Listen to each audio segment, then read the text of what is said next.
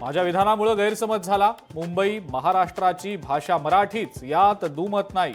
मराठीबद्दलच्या वादग्रस्त वक्तव्यावर भैयाजी जोशींचं स्पष्टीकरण। विधानसभेत मराठीच्या मुद्द्यावरनं गदारोळ। मुंबईच्या घाटकोपरमधील भाषा गुजराती या वक्तव्याचा विरोधकांकडनं निषेध। मुख्यमंत्र्यांकडनं मराठी भाषेबाबत निवेदन। लोकशाही मराठीच्या पाहणीत म्हाडाच्या झोपडपट्टी सुधार मंडळाचा आणखी एक घोटाळा उघड। चांदिवलीत एकाच भिंतीच्या 4 भिंती दाखवत तब्बल 3 कोटींचा घोटाळा।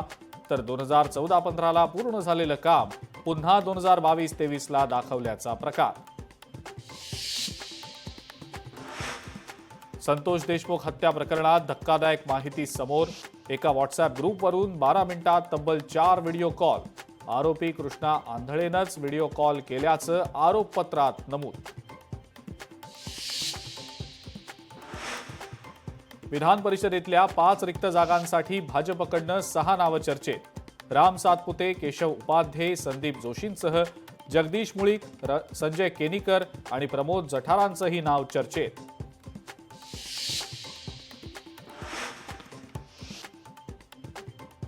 अंजली दमानियांच्या पोस्टमुळे खळबळ माजण्याची शक्यता। एका व्यक्तीचा कारच्या बोनेटवर नोटांचे बंडल फेकतानाचा व्हिडिओ। हाच तो सतीश भोसले का? अंजली दमानियांचा व्हिडिओ पोस्ट करत सवाल।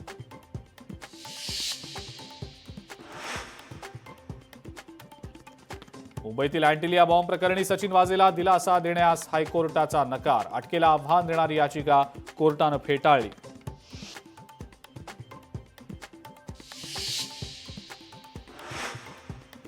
IRS अधिकारी समीर वानखेडेंना मोठा दिलासा। मुंबईहून चेन्नईला झालेला बदली आदेश केंद्रीय प्रशासनिक न्यायाधिकरणाकडनं रद्द।